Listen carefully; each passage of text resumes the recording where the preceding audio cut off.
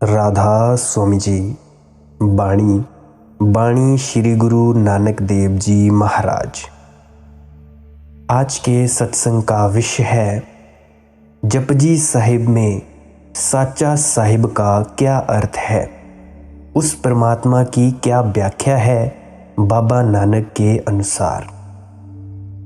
वाणी है, साचा साहिब साच नाई, पाख्या पाऊ अपारू, आखही मंगही देही देही, दाती करे दातारू। साहब सच्चा है, उसका नाम सच्चा है, उसका गुणगान अशेष भाव में किया जाता है।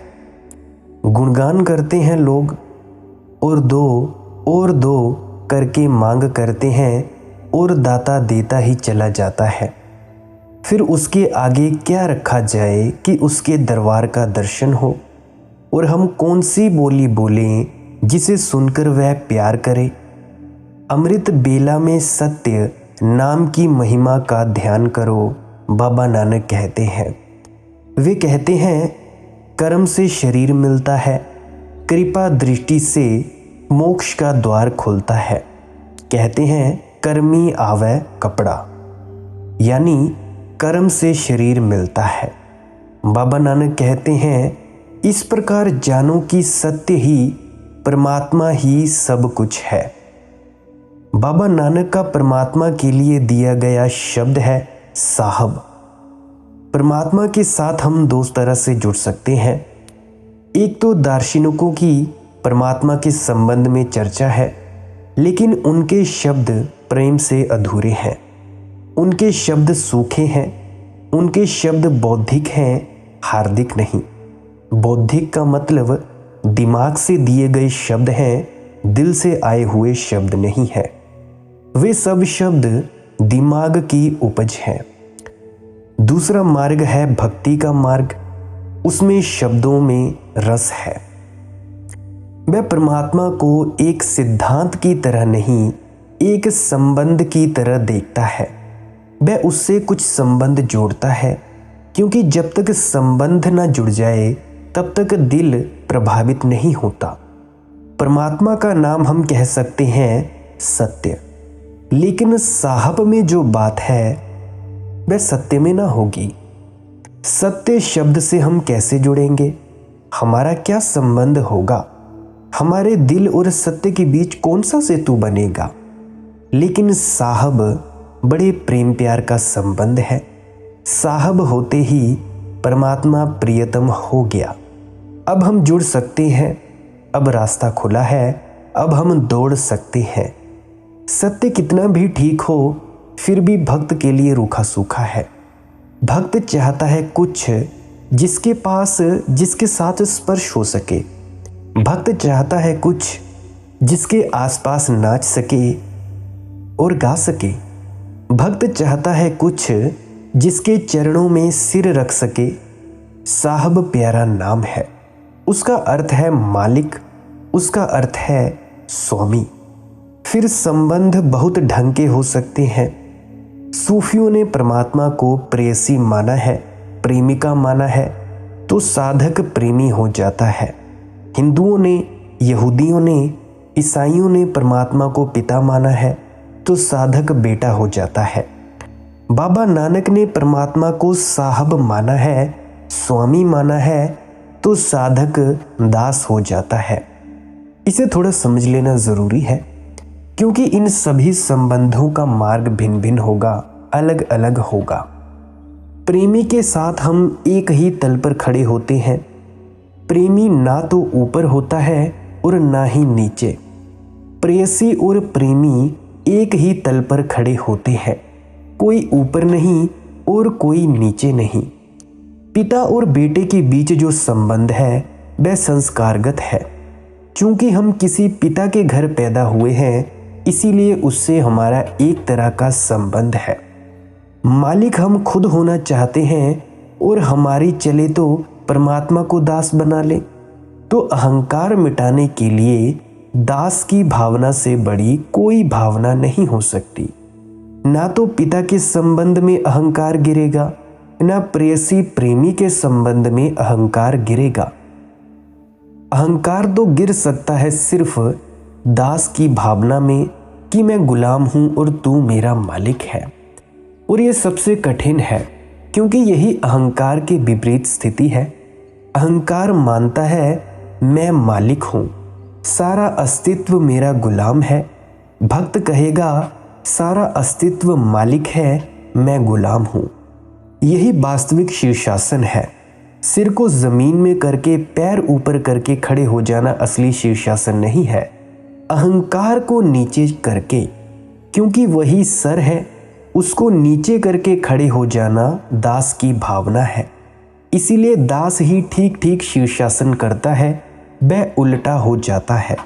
और जैसे तुमने दुनिया को अब तक देखा है मालिक होने के ढंग से, तो दुनिया को तुमने कुछ और ही पाया है।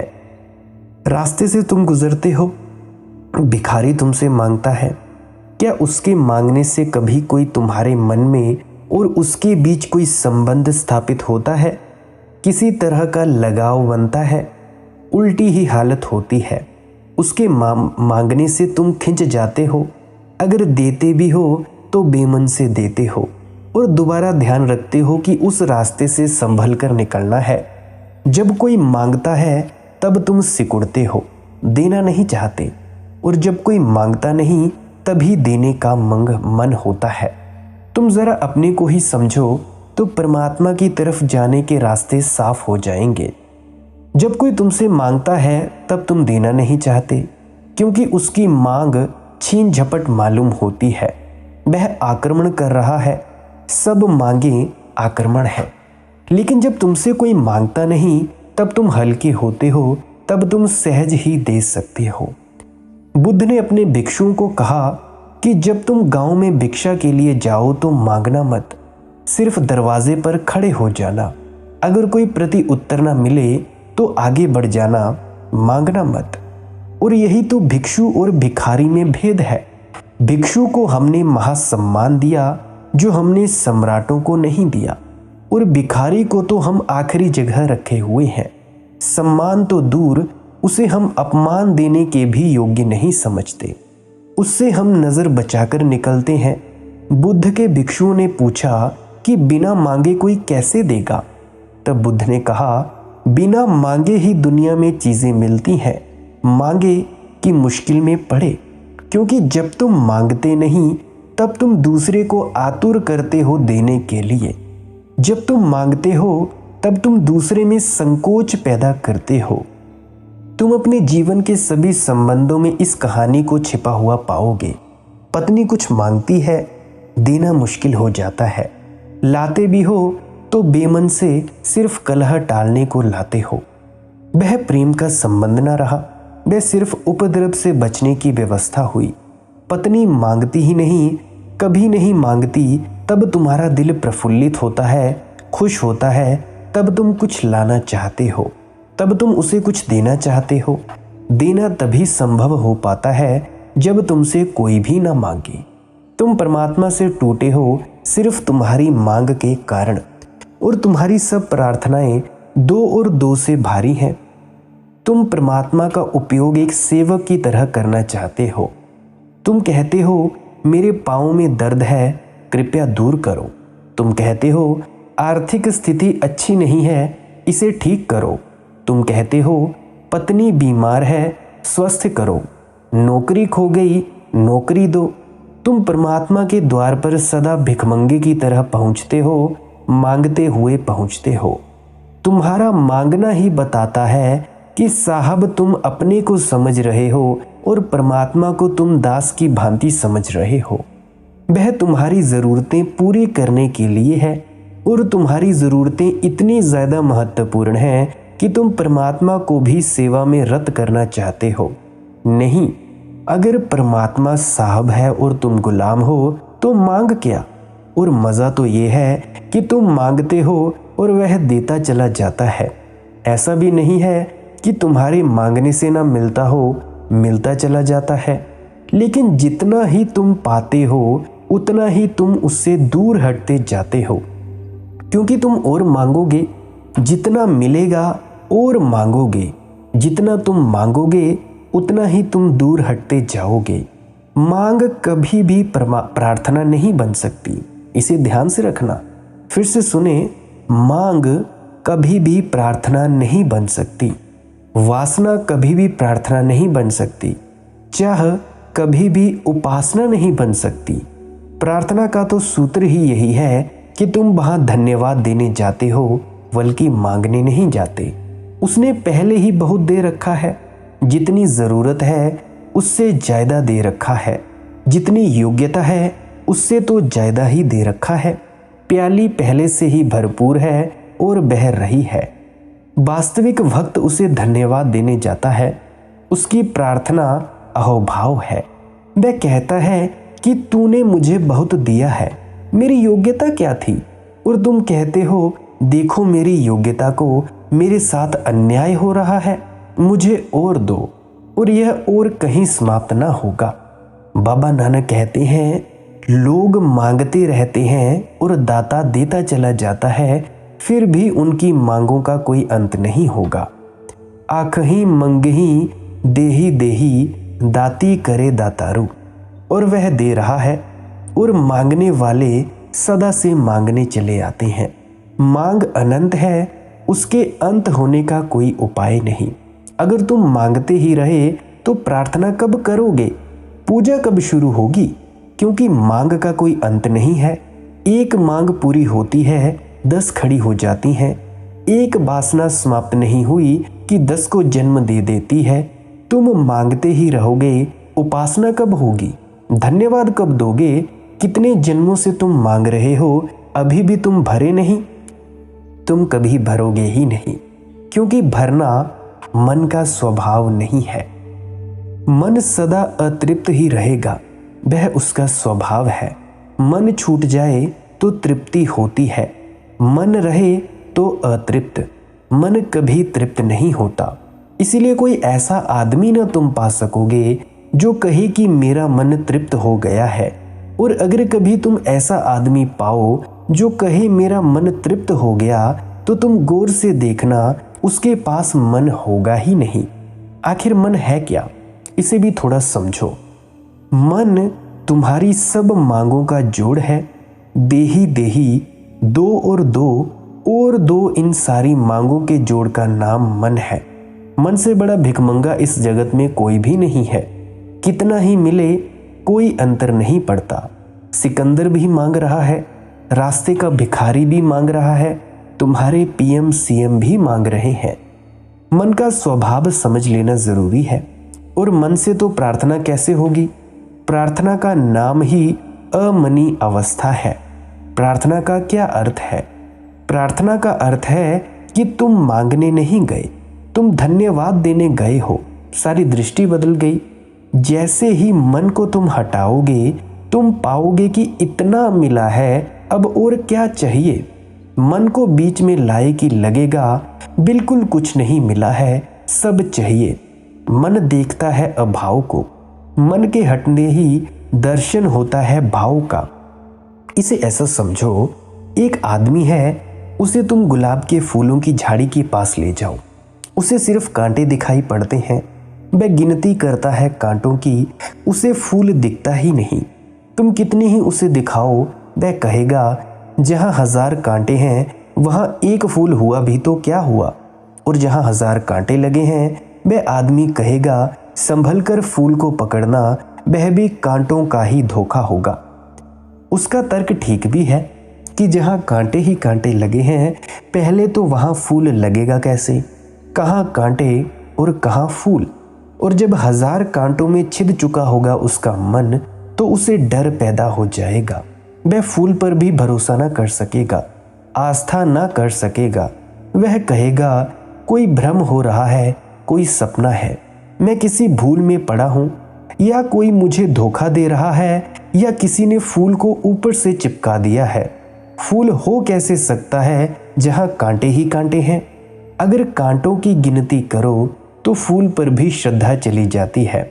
और अगर फूल की गिनती करो, अगर फूल में लीन हो जाओ, अगर फूल की सुगंध लो, फूल का स्पर्श तुम्हें पुलकित कर दे, तो दूसरी अवस्था पैदा होती है। तुम कहोगे जहाँ इतना प्यारा फूल लगा है वहाँ कांटे हो कैसे सकते हैं, और अगर हो भी तो फूल की रक्षा के लिए होंगे, और अगर हो भी तो फूल के सहयोगी साथी होंगे, और अगर हो भी तो परमात्मा की कोई मर्जी होगी।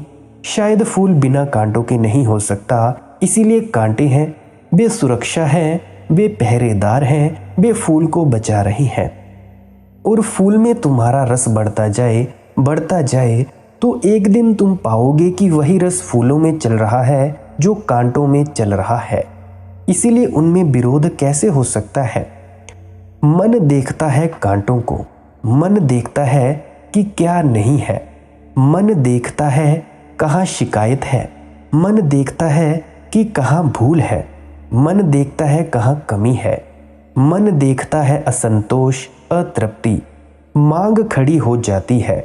इसीलिए मन से भरा जो जाता है मंदिर में, वह मांगने जाता है, वह निपट भिखारी है। अगर तुम मन को थोड़ा अलग करके देखो तो तुम पाओगे फूलों को, तब तुम पाओगे जीवन की ऊर्जा को, तब तुम पाओगे जीवन के अहोभाव को। इतना मिला है, पहले से ही इतना मिला है, शिकायत का उपाय कहाँ। और जिसने इतना दिया है, अगर उसने कुछ बचा रखा है तो उस बचाने में कुछ राज होगा, अगर उसने कुछ बचा रखा है तो उस बचाने में कोई कारण होगा। शायद मैं अभी तैयार नहीं, शायद अभी योग्यता चाहिए, शायद अभी मैं पात्र नहीं।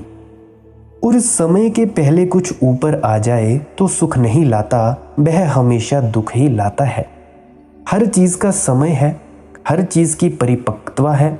जब मैं पकूंगा तब वह देगा, क्योंकि उसके देने का इतना अपरंपार है मार्ग। उसके हाथ हजारों फैले हुए हैं। हिंदू परमात्मा की हजारों हाथों से कल्पना करते हैं, उस कल्पना में बड़ा प्यार है। वे ये कहते हैं कि वे 1000 हाथों से देता है, 2 हाथ नहीं है उसके। तुम ले ना पाओगे, तुम्हारे 2 हाथ हैं। तुम कितना संभालो, वह 1000 हाथों से दे रहा है। लेकिन ठीक समय की ठीक प्रतीक्षा, शिकायत का अभाव और वर्षा होनी शुरू हो जाती है। बाबा नानक कहते हैं, गुणगान भी करते हैं लोग तो 2-2 कर मांगते चले जाते हैं, और दाता देता ही चला जाता है, और अंधों को दिखाई ही नहीं पड़ता। वे मांगते ही रहते हैं कि 2 और 2। चारों तरफ वर्षा हो रही है और लोग चिल्लाते रहते हैं कि हम प्यासे हैं। जैसे शिकायत से मोह बन गया है, जैसे दुखों से लगाव बन गया है। फिर उसके आगे क्या रखा जाए कि उसके दरबार का दर्शन हो। ये बड़ी महत्वपूर्ण बात है। बाबा नानक कह रहे हैं कि उसने इतना दिया है, मांगने को कुछ छोड़ा नहीं। जब शिकायत हट जाती है और अहोभाव पैदा हो जाता है और हम धन्यवाद देने जाते हैं, तो क्या रखें उसके चरणों में, क्या भेंट ले जाएं उसके द्वार पर।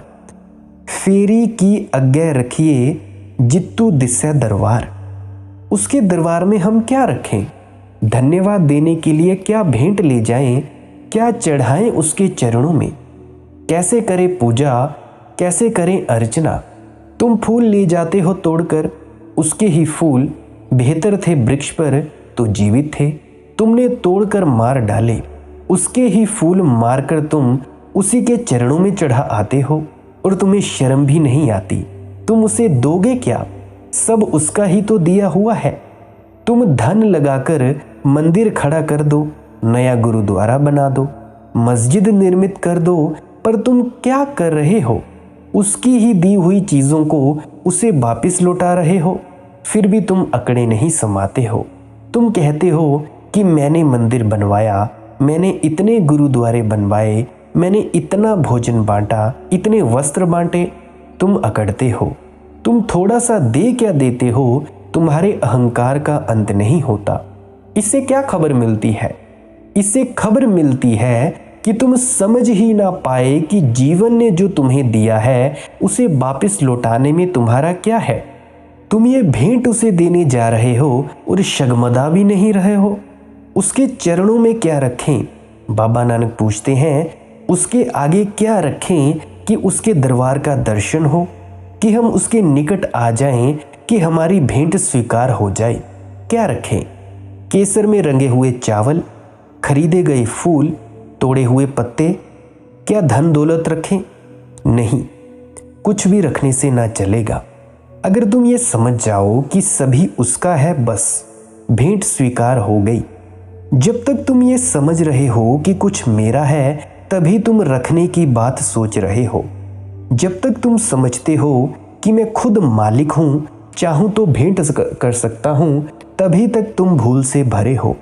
तुम कुछ भी रख दो, सारा साम्राज्य रख दो अपना, तो भी कुछ तुमने रखा नहीं, क्योंकि सभी उसका था, तुम उसके हो। तुमने जो कमा लिया, तुमने जो इकट्ठा कर लिया, वह भी उसी का खेल है। तो बाबा नानक कहते हैं, क्या रखें कि तेरे दरबार का दर्शन हो, कि तेरी प्रतीति मिले, कि तेरा साक्षात हो, कि तेरी आंख से आंख मिले, क्या लाएं तुझे चढ़ाने को। अगर तुम्हें ये समझ में आ जाए कि सभी उसका है, कुछ ले जाने की जरूरत ना रही। फूल वृक्षों पर ही उसी को चढ़े हुए हैं, सब उसी को चढ़ा हुआ है। चांद तारे उसको चढ़े हुए हैं। तुम्हारे घी के दिए क्या करेंगे? और अब चांद सूरज उसको चढ़े हुए हैं। तुम थोड़े से घी के दिए जलाकर चढ़ा दोगे तो क्या होगा? व्यक्ति अगर ठीक से आंख खोलकर देखे तो सारा अस्तित्व उसकी अर्चना में है, उसकी प्रार्थना में है। यही तो अर्थ है साहब का। वह सबका मालिक है, सब उसको चढ़ा हुआ है। इसीलिए बाबा नानक कहते हैं, क्या लाएं? यह प्रश्न है उनका। क्या चढ़ाएं? मुंह से कौन सी बोली बोलें जिसे सुनकर वह प्यार करे? क्या कहें उससे? कौन से शब्दों का प्रयोग करें? कैसे उसे रिझाएं? कैसे उसे राजी करें? कैसे क्या हम करें कुछ की उसका प्यार वर्ष से? उत्तर नहीं देते मालूम पड़ते बाबा नानक। प्रश्न उठाकर छोड़ दिए हैं, वही कला है। क्योंकि वे यह कह रहे हैं कि हम कुछ भी बोलें, वही हमसे बोल रहा है। उसके ही शब्द उसी को चढ़ाएं, इसमें क्या कुशलता है? उसका ही वासा करके उसी को लौटा दें, ये सिर्फ अज्ञानी कर सकता है। ज्ञानी तो पाता है कि चढ़ाने को कुछ भी न बचा, क्योंकि मैं खुद भी चढ़ा हुआ हूँ। और ज्ञानी पाता है कि कोई शब्द उसकी प्रार्थना न बन सकेंगे, क्योंकि सभी शब्द उसके हैं। वही बोल रहा है, वही धड़क रहा है हृदय में, वही सांसों की सांस है। तो फिर ज्ञानी क्या करे? बाबा नानक कहते हैं, अमृत बेला में सत्य नाम की महिमा का ध्यान करो। कुछ करने को नहीं है और समझदार क्या करे? अमृत बेला में सत्य नाम की महिमा का ध्यान करो। ये थोड़ा समझ लेना जरूरी है। जिसे हिंदू संध्या कहते हैं, उसे बाबा नानक ने अमृत बेला कहा है। संध्या से भी कीमती शब्द अमृत बेला है। हिंदू तो हजारों साल से श्रम कर रहे हैं, जीवन के सत्य की खोज, चैतन्य की खोज, और कहां कहां से मार्ग हो सकते हैं। ऐसा कुछ भी हिंदुओं ने छोड़ा नहीं है जो छूट गया हो, जो उसकी जानकारी में ना आ गया हो। हजारों साल के बाद हिंदुओं को पता चला, धीरे धीरे उपनिषद उसकी चर्चा करते हैं कि 24 घंटे में 2 संध्या क्षण है। रात जब तुम सोने जाते हो तो सोने और जागने के बीच एक क्षण ऐसा है जब ना तो तुम सोए होते हो और ना जागे होते हो। उस समय जैसे तुम्हारी चेतना गियर बदलती है।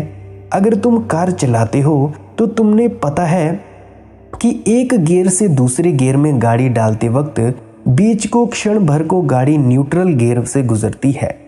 एक गियर से दूसरे गियर में जाते वक्त क्षण भर को गाड़ी किसी गियर में नहीं होती। नींद और जागरण 2 अवस्थाएं हैं, बिल्कुल अलग, एकदम अलग। जागे में तुम कुछ और थे, नींद में तुम बिल्कुल कुछ और हो जाते हो। जागते तुम दुखी थे, रो रहे थे, दीन थे, दरिद्र थे। नींद में तुम सम्राट हो जाते हो। और संदेह भी नहीं आता कि मैं भिखारी कैसे सम्राट होने का सपना देख रहा हूं। तुम बिल्कुल दूसरे गियर में हो। चेतना का बिल्कुल दूसरा तल है, जिसका पहले तल से कोई संबंध न रह गया। नहीं तो थोड़ी तो याद आती, थोड़ा तो स्मरण होता कि मैं भिख मंगा और ये क्या देख रहा हूं कि मैं सम्राट हो गया। नहीं, जब तुम सपना देखते हो, सपने पर पूरा भरोसा आता है। ऐसा लगता है कि 12 घंटे जाकर तुमने जो जीवन जिया था वह जीवन अलग प्रकोष्ठ है, और रात तुम सोकर जो जीवन देख रहे हो वह अलग प्रकोष्ठ है। तुम दूसरी ही दुनिया में चले गए। दिन में तुम साधु थे, रात तुम असाधु हो, कि दिन में असाधु थे, रात साधु हो गए। संदेह भी पैदा नहीं होता। कभी तुम्हें संदेह में संदेह पैदा हुआ है? कभी तुम्हें सपने में संदेह पैदा हुआ है? अगर सपने में संदेह पैदा हो जाए तो सपना उसी वक्त टूट जाता है, क्योंकि संदेह जागरण चेतना का हिस्सा है। सपने में संदेह भी पैदा नहीं होता। यह भी ख्याल नहीं आता कि मैं सपना देख रहा हूँ। अगर यह ख्याल आ जाए कि यह सपना है तो सपना तत्क्षण टूट जाएगा। अगर आपको ये समझ में ना आ रहा हो तो इस वीडियो को कोई 5-10 बार सुनना, तब हो सकता है आपको ये बातें समझ में आ जाए। मेरी यही आपसे प्रार्थना है। बहुत सी परंपराएं हैं साधकों की, जो साधक को ये सूत्र देती है साधना का कि तुम रात जब सो तब ख्याल रखो कि ये सपना है, ये सपना है, यह सपना है। कोई 3 साल लग जाते हैं तब कहीं ये याददाश्त मजबूत हो ही जाती है। और जिस दिन साधक को पता चल जाता है कि यह सपना है, उसी वक्त सपना टूट जाता है। और ना केवल एक सपना टूटता है, उसके बाद सपने आने बंद हो जाते हैं, क्योंकि अब उसके गियर अलग अलग नहीं रहे। अब उसके प्रकोष्ठ इकट्ठे हो गए। अब वह सोया हुआ भी जागा हुआ है। यही तो कृष्ण कहते हैं कि योगी उस समय भी जागता है जब तुम सोते हो। उसके जो 2 कमरे अलग अलग थे, उसने बीच की दीवार हटा दी, दोनों कमरे एक हो गए। रात जब तुम नींद में उतरते हो और सोने से सुबह फिर तुम जागते हो, ये 2 घड़ियां हैं जब तुम्हारी चेतना बदलती है। एक क्षण को मध्यकाल होता है, उसको हिंदू संध्या काल कहते हैं। उसी को बाबा नानक ने अमृत बेला कहा है। अमृत बेला इसीलिए कहा है, संध्या काल तो वैज्ञानिक शब्द है। संध्या का अर्थ है मध्य का, न यहाँ का, न वहाँ का, न इसका, न उसका। उस संध्या काल में क्षण भर को तुम परमात्मा के निकटतम होते हो। इसीलिए हिंदुओं की प्रार्थना संध्या काल का उपयोग करना चाहती है। उसी को बाबा नानक अमृत बेला कह रहे हैं। अमृत बेला और भी प्यारा शब्द है, क्योंकि उस क्षण तुम अमृत के करीब होते हो। शरीर तो मरण धर्मा है। शरीर के ही एक यंत्र से तुम जागते हो और शरीर के ही दूसरे यंत्र से तुम सोते हो। सब सपने शरीर के हैं। सब जागना सोना शरीर का है। इस शरीर के पीछे तुम छिपे हो, जो ना तो कभी सोता है और ना कभी जागता है, क्योंकि जो सोया ही नहीं वह जागेगा कैसे। ना कभी सपना देखता है, क्योंकि सपना देखने के लिए सोना जरूरी है। इन शरीर की अवस्थाओं के पीछे छिपा है अमृत, जो ना कभी पैदा होता है और ना कभी मरता है। अगर तुम संध्या काल को पकड़ने में समर्थ हो जाओ तो तुम्हें शरीर के भीतर छिपे हुए अशरीरी का पता चल जाएगा। दास के भीतर छिपे हुए साहब का पता चल जाएगा। तुम दोनों हो। अगर तुम शरीर को ही देखते हो तो दास हो, अगर शरीर के भीतर छिपे मालिक को देखते हो तो साहब हो। बाबा नानक कहते हैं कि बस एक ही काम करने योग्य है। मंदिरों में मांगने से कुछ ना होगा, पूजा अर्चना चढ़ावा चढ़ाने से कुछ ना होगा, फूल पत्ते रखने से कुछ ना होगा, क्योंकि उसी को भेंट कर आने में कौन सी कुशलता है। आखिर भाई कौन सी बड़ाई है। एक ही करने जैसी प्रार्थना है, एक ही पूजा अर्चना है, और वह है अमृत बेला में सत्य नाम की महिमा का ध्यान करो। अमृत बेला सच नाऊ बड़ियाई विचारू। वह जो संध्या काल है लेकिन एक क्षण का है, और तुम्हारा मन कभी भी वर्तमान में नहीं होता, इसीलिए तुम उससे चूक जाते हो। रोज वह आता है, हर 12 घंटे के बाद वह घड़ी आती है जब तुम परमात्मा के निकटतम होते हो, लेकिन तुम उसे चूक जाते हो क्योंकि तुम्हारी नज़र उतने बारीक क्षण को पकड़ने में अभी कुशल नहीं है। तुम वर्तमान में होते ही नहीं। तुम बैठे बैठे मुझे सुन रहे हो, कि तुम जा चुके दफ्तर और तुमने काम शुरू कर दिया, या कि तुम अपनी दुकान पर पहुंच गए और तुमने व्यवसाय शुरू कर दिया है। मैं जो कह रहा हूं वह तुम उसे सुन रहे हो या कि उसके संबंध में विचार कर रहे हो। अगर तुम उसके संबंध में विचार कर रहे हो तो तुम यहाँ नहीं हो। वर्तमान क्षण से तुम चूक जाओगे। इस अमृत बेला को पकड़ना हो तो प्रतिपल सजगता से जीना जरूरी है। उस अमृत बेला को कैसे पकड़ना है, इसके विषय में हम कल चर्चा करेंगे। अगर आपको ये वीडियो पसंद आई हो तो अपने मित्रों तथा परिजनों तक ज़रूर साझा करें। अगर कोई प्रश्न हो तो टेलीग्राम पर सर्च करें माली की मौज सत्संग, वहाँ पे आप पूछ सकते हैं। मैं हर किसी के प्रश्न का जवाब देता हूँ और हर किसी को कॉल पर भी जवाब देता हूँ। टेलीग्राम पर मेरा नंबर भी होगा। अगर आपको और भी नई नई अपडेट्स लेना पसंद है तो आप इंस्टाग्राम और फेसबुक पर भी ज्वाइन कर सकते हैं। वहाँ पर भी माली की मौज सर्च करें और फिर आप वहाँ पे भी ज्वाइन कर सकते हैं। अगर आपको नोटिफिकेशन नहीं आती है तो यूट्यूब पर सर्च कर लिया करें माली की मौज सत्संग, ताकि आप डेली इस तरह के ही वीडियोस ना मिस कर सकें और डेली आपको कुछ ना कुछ सीखने को मिले। और फिर से मेरी यही विनती है कि इसे कृपया शेयर ज़रूर कर दीजिए अपने मित्रों तथा परिजनों तक। आपने इतना वक्त दिया, इसके लिए आपके वक्त के लिए बहुत बहुत धन्यवाद। अंत में आपके भीतर बैठे परमात्मा को प्रणाम करता हूँ। मेरा प्रणाम स्वीकार करें।